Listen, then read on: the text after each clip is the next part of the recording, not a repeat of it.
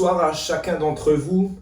Heureux de pouvoir nous retrouver encore dans ce rendez-vous du dimanche où nous pouvons partager la parole de Dieu ensemble, où nous pouvons aussi chanter, louer le Seigneur tous ensemble.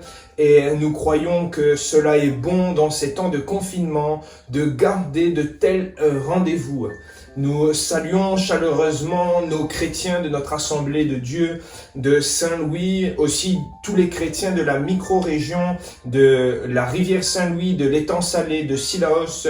Soyez encouragés dans le nom de Jésus, nous pensons à vous et je vous salue de la part de chacun de mes collègues et du corps pastoral de cette micro-région. Nous saluons aussi chacune des personnes qui nous regardent et qui ont pris la bonne décision de regarder ce programme tous les dimanches. Que Dieu vous bénisse et soyez véritablement encouragés par le Seigneur Jésus au travers de nos programmes. J'aimerais, avant d'aller plus loin dans ce temps où nous sommes ensemble, pouvoir ouvrir la parole de Dieu et pouvoir lire un passage avec vous, introduire par la prière, après quoi je laisserai la place à quelques chants, puis à la prédication de la parole, le point central de cette vidéo, et laisser aussi le Saint-Esprit nous conduire dans ces temps. Je vous invite à ouvrir votre Bible avec moi et nous allons lire un texte dans la première épître de Pierre au chapitre 1er et on va lire à partir du verset 5. Première épître de Pierre, chapitre 1er, à partir du verset 3, il est écrit « Béni soit Dieu le Père de notre Seigneur Jésus-Christ, qui, selon sa grande miséricorde, nous a régénérés pour une espérance vivante par la résurrection de Jésus-Christ d'entre les morts, pour un héritage qui ne peut ni se corrompre, ni se souiller, ni se flétrir. Il vous est réservé dans les cieux, à vous qui, par la puissance de Dieu, êtes gardés par la foi, pour le salut prêt à être révélé dans les derniers temps. C'est là ce qui fait votre joie, quoique maintenant, puisqu'il le faut, vous soyez attristés pour un peu de temps par diverses épreuves, afin que l'épreuve de votre foi, plus précieuse que l'or, qui cependant est éprouvé par le feu, ait pour résultat la louange, la gloire et l'honneur lorsque Jésus-Christ apparaîtra. Amen. On aurait pu continuer de lire ce passage, mais j'aimerais m'arrêter maintenant et je vous invite à lire tout ce chapitre 1er chez vous et à lire cette salutation de l'apôtre Pierre. Je crois que l'accent a été mis là où il faut. C'est vrai que pour un peu de temps dans ce confinement, nous sommes chez nous, nous sommes là, nous ne pouvons pas avoir cette liberté de nous rassembler, mais ce qui fait notre joie, c'est Jésus-Christ. C'est le salut que nous avons obtenu en Christ. Et j'aimerais vous inviter dans ce temps où nous partageons la parole de Dieu, où nous chantons, où nous louons le Seigneur, à véritablement mettre l'accent sur Jésus-Christ, à mettre l'accent sur ce qui fait notre joie, c'est le salut que nous avons obtenu en Christ. Alors, je vous invite là où vous êtes, on va se recueillir et on va prier quelques instants avant de laisser toute la place au chant. Seigneur Jésus, nous voulons te demander ta grâce. Nous voulons réaliser que c'est vrai qu'il nous faut en ce moment passer par quelques épreuves, par quelques difficultés. Mais nous considérons aussi ce qui fait notre joie. Ce qui fait notre joie, c'est l'espérance que tu as mis dans nos cœurs. Ce qui fait notre joie, c'est le salut que tu nous as donné par Jésus-Christ. Et parce que nous savons que nous sommes sauvés, parce que nous savons que nous avons, Seigneur Jésus, notre espérance en toi, nous ne sommes pas dans la tristesse, nous ne sommes pas, Seigneur Jésus, là à nous plaindre, mais nous pouvons regarder vers toi et exprimer notre joie. Oui, Seigneur Jésus, même dans ces temps difficiles, nous voulons élever ton nom. Nous voulons te dire combien nous t'aimons, combien, Seigneur Jésus, tu es précieux pour nos vies. Et nous voulons tourner vers toi nos regards, Jésus. Oui, reçois, Seigneur Jésus, la louange de nos cœurs. Reçois l'adoration qui t'est due. Bénis la suite de ces temps, Seigneur Jésus. Et que ton Saint-Esprit conduise toutes choses. Touche les cœurs des auditeurs. Touche les cœurs de ceux qui regardent, qui te connaissent ou qui ne te connaissent pas, mais sois présent avec chacun d'entre nous, Seigneur. Nous comptons sur ta grâce. Merci, Seigneur Jésus. Merci, Seigneur. Amen. Amen. Je vous laisse tout de suite avec la suite du programme. Que Dieu vous bénisse.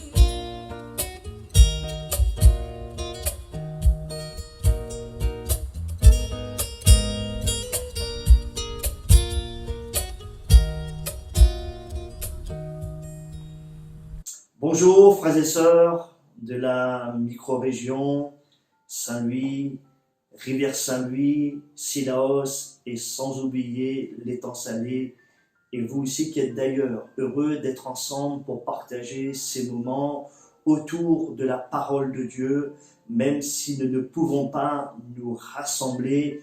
Mais Dieu merci pour la technologie qui fait que nous pouvons être en contact les uns avec les autres.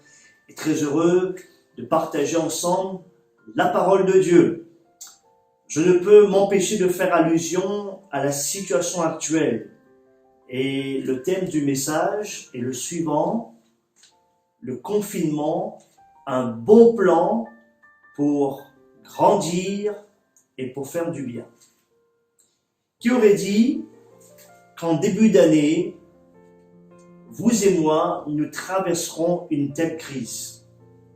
Personne. Si, une personne, le Seigneur du ciel et de la terre, celui qui contrôle toutes choses, celui qui sait toutes choses.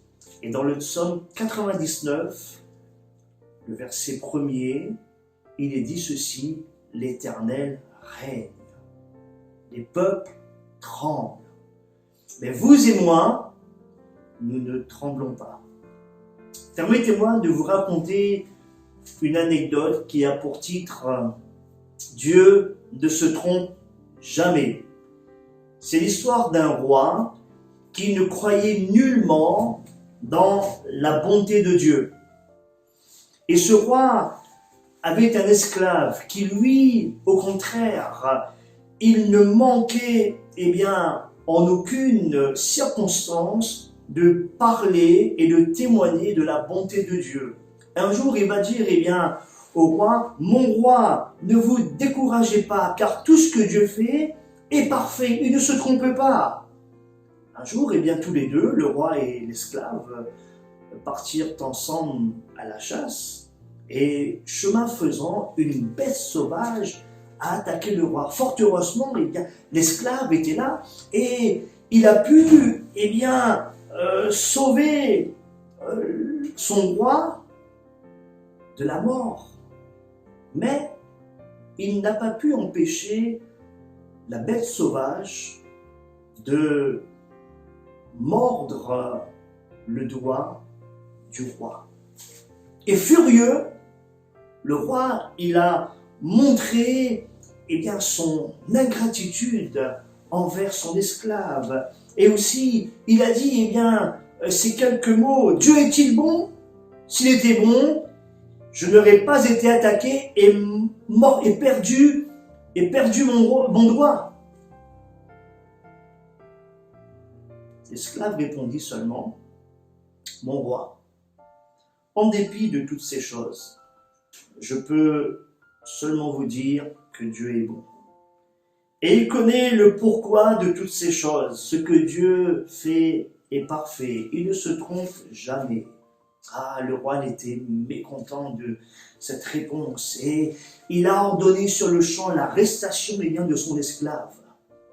L'esclave a été mis alors en prison. Plus tard, le roi, il part pour une autre chasse et cette fois-ci, il n'est pas attaqué par une bête féroce, mais il est capturé par des hommes sauvages qui étaient prêts à faire des sacrifices humains. Et là, le roi, il va être mis sur l'autel pour être sacrifié. Les hommes sauvages, ayant constaté que la victime n'avait pas l'un de ses doigts, ils vont le relâcher. Selon eux, il n'était pas assez complet pour être offert à leur Dieu. À son retour au palais, le roi, interpellé, content en même temps, il autorisa la libération de son esclave qu'il reçut très affectueusement. Il lui a raconté ces choses. Et le roi aussi va dire ces paroles: mon cher, Dieu était vraiment bon pour moi. J'ai failli être tué par des hommes sauvages, mais par manque d'un seul doigt, ils m'ont relâché. Mais j'ai une question. Si Dieu est bon, pourquoi a-t-il permis que je te mette en prison? Et l'esclave, lui, il a pu répondre facilement. Mon roi, si j'étais allé avec vous à cette chasse, j'aurais été sacrifié à votre place, parce qu'il ne me manque aucun doigt. Par conséquent, rappelez-vous, tout ce que Dieu fait est parfait. Il ne se trompe jamais. La moralité, frères et sœurs, chers amis, souvent nous nous plaignons de la vie et des choses apparemment néfastes qui nous arrivent, en oubliant que rien n'est fait au hasard, que tout a un but. Chaque matin, offrez votre journée à Dieu. Demandez à Dieu d'inspirer vos réflexions, de guider vos pensées, de guider vos actes, d'apaiser vos sentiments. Et ne craignez pas, Dieu ne se trompe jamais. Les temps que nous vivons sont particuliers. Nous voilà confinés. Le quotidien de milliards de personnes vient de basculer. Il semblerait que nous vivons le verset 11 du psaume 46, où il est dit ceci, où Dieu va parler et va dire « Arrêtez et sachez que je suis Dieu, je domine sur les nations, je domine sur la terre. » Dieu bouscule nos plans. Et il est bon que parfois, Dieu bouscule nos plans, n'est-ce pas? Alors retirons 4 points positifs de ce temps de confinement. Le confinement, un temps pour grandir et pour faire du bien. Le premier point, cette situation doit nous emmener, cette situation nous amène à compter sur l'essentiel. L'essentiel. L'Ecclésiaste, il dira « Vanité, vanité, tout est vanité et poursuite du vent. » Eh oui, nous voyons que toutes les assurances humaines s'évanouissent. Nous voyons notre fragilité, notre petitesse. Où sommes-nous en sécurité? Quand cela sera-t-il terminé? Si la peur nous environne et que nous traversons la vallée de l'ombre de la mort, nous devons nous rappeler, bien-aimés, que l'Éternel règne sur le monde. Et aussi, eh bien, il règne sur nos vies respectives. Au psaume 46, il est dit ceci, Dieu est pour nous un refuge et un appui, un secours qui ne manque jamais dans la détresse. C'est pourquoi nous sommes sans crainte quand la terre est bouleversée et que les montagnes chancellent au cœur des mers, quand les flots mugissent, quand les flots de la mer mugissent, écume se soulève jusqu'à faire trembler les montagnes. L'Éternel des armées est avec nous, le Dieu de Jacob est pour nous une haute retraite. Dieu est pour nous un refuge et un appui. Il est l'essentiel, c'est lui notre essentiel. Est-ce que nous pourrions reprendre ce psaume 46 et à la place du nous, mettre moi. On va le faire. Dieu est pour moi un refuge et un appui, un secours qui ne manque jamais dans la détresse. C'est pourquoi je suis sans crainte quand la terre est bouleversée et que les montagnes chancellent au cœur des mers, quand les flots mugissent, écume se soulève jusqu'à faire trembler les montagnes. Et la fin du psaume, l'Éternel des armées est avec moi, le Dieu de Jacob est pour moi une haute retraite. Et nous pouvons dire Amen à cela. L'Évangile est le meilleur remède contre la peur du lendemain. Premier point donc, cela doit nous amener à compter sur l'essentiel. Dieu est notre essentiel. Le deuxième point, il est bon dans ces moments de cultiver notre foi, d'entretenir notre foi. Et pour cela, nous avons la Bible, un trésor inestimable, un trésor intarissable. Il est bon de cultiver notre foi, il est bon d'entretenir notre foi avec la Bible. Nous sommes quotidiennement assiégés, nous sommes quotidiennement interpellés par toutes sortes d'informations, relatées par les médias, relatées par les réseaux sociaux. Nous avons un choix à faire. Celui de nous nourrir de la parole de Dieu. Celui de nous nourrir des promesses de notre Père Céleste. De la force de l'Évangile. Car il y a une force dans l'Évangile. Il y a une force dans la parole de Dieu. Ou alors, le choix de nous laisser balloter au gré des informations tantôt pessimistes, tantôt optimistes. Rappelez-vous, bien-aimés, avant cette crise sanitaire, nous avions eu une semaine d'édification sur le thème de la foi véritable du 2 au 6 mars, n'est-ce pas? Je ne crois pas que cela était en vain.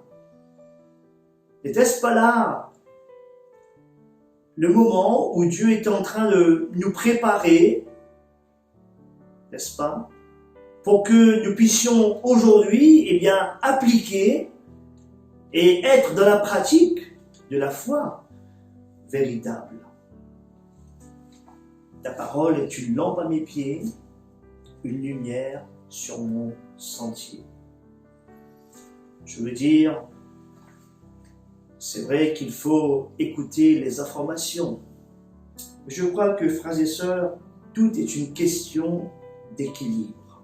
Il est important de suivre l'actualité, surtout en ce moment, pour vivre en conformité avec les autorités, mais que cela ne soit pas au détriment de la plus belle source d'information divine, à savoir la parole de Dieu.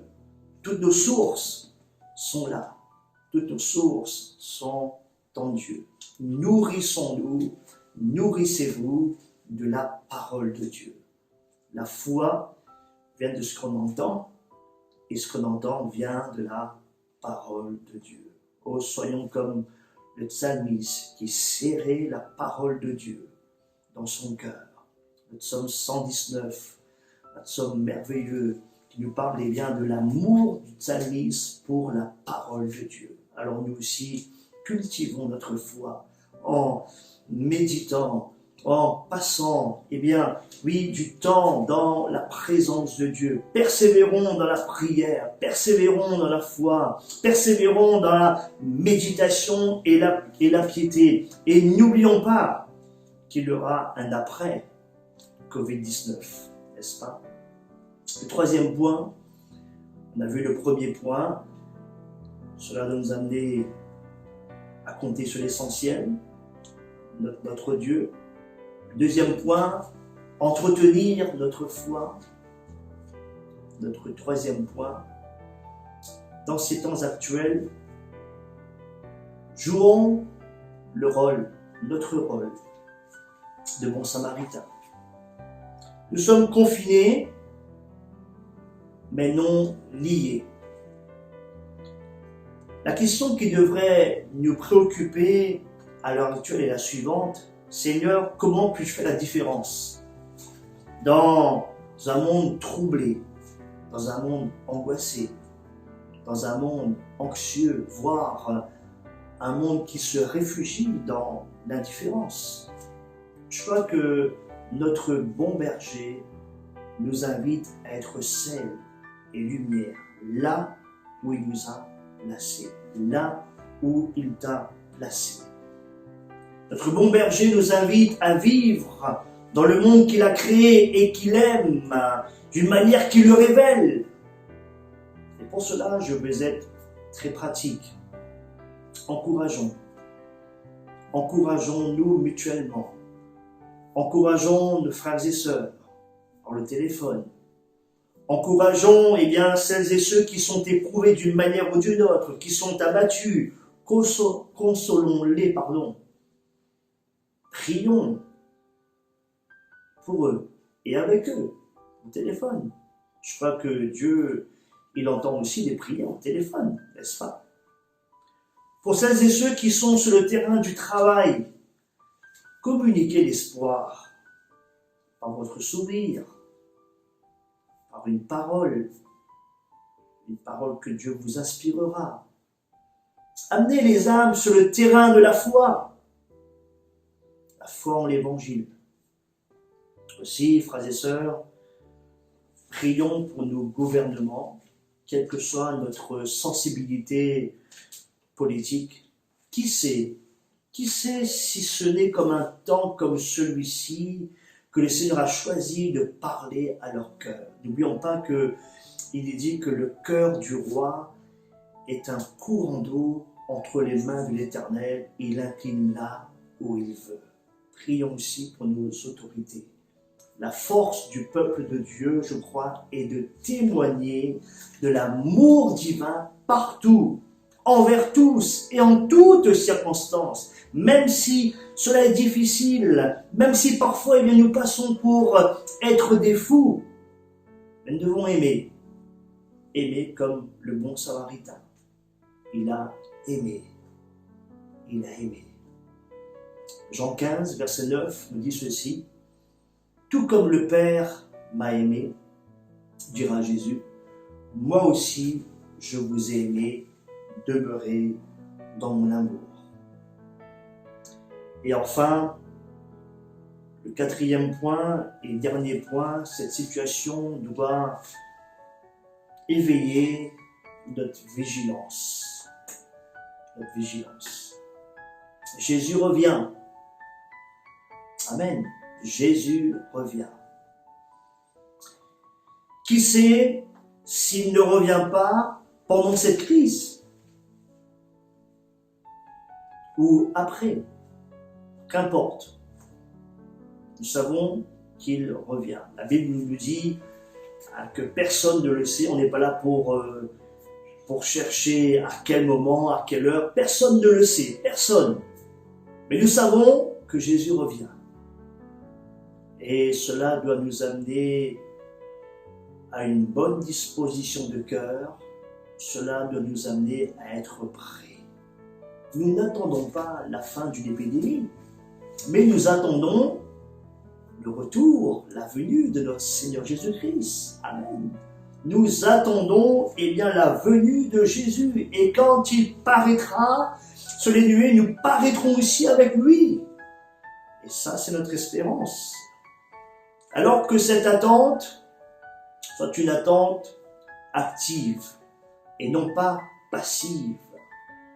Et que nous puissions être chaque jour éveillés.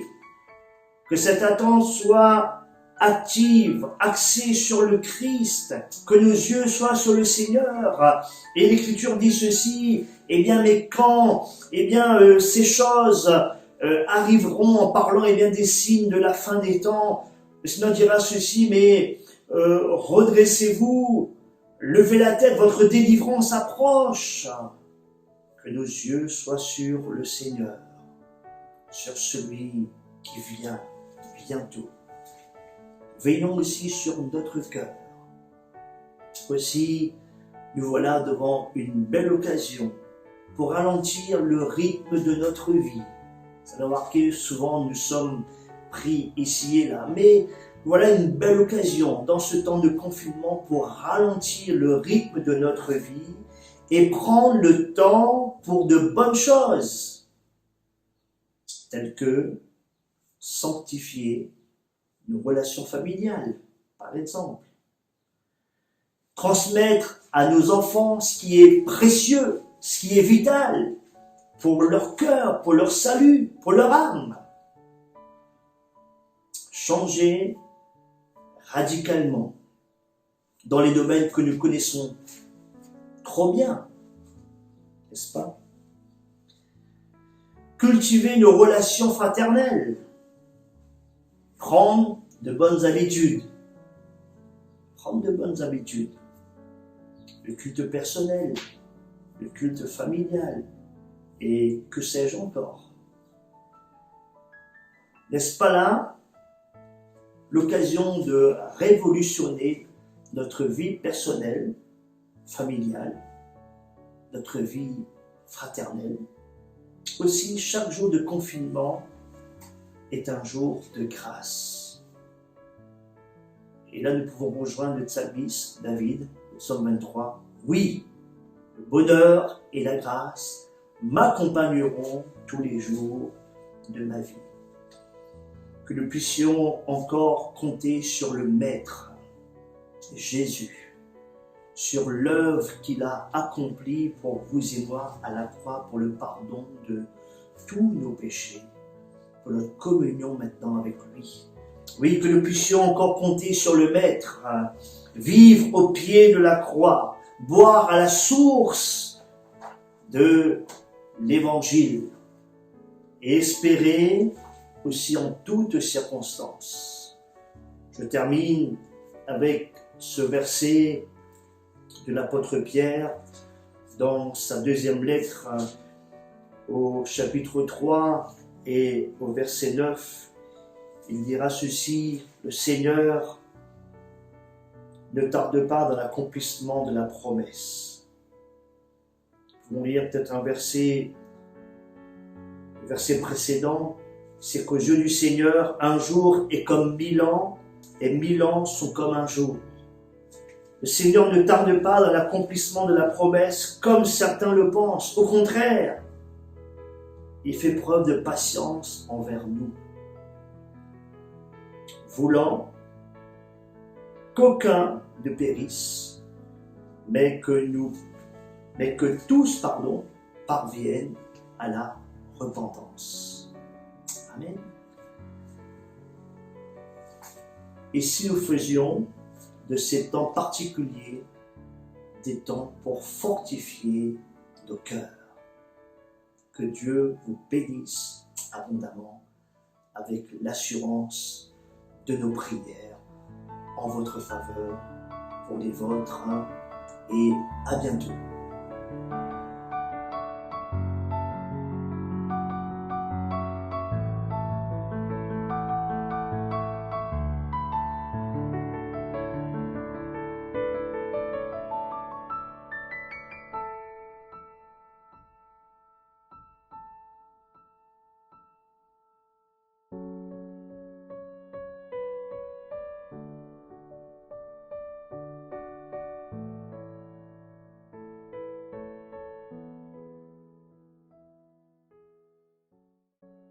Voilà, nous arrivons à la fin de ce programme. J'espère que vous vous êtes fait du bien par la prédication de l'Évangile, par les chants que nous vous avons proposés. Et j'aimerais terminer ce temps par quelques annonces. Vous rappeler que dans ce temps de confinement, nous ne pouvons toujours pas faire de visite. Que ce soit chez vous ou en milieu hospitalier, nous respectons les autorités et les règles de confinement qui nous sont aussi propres à nous.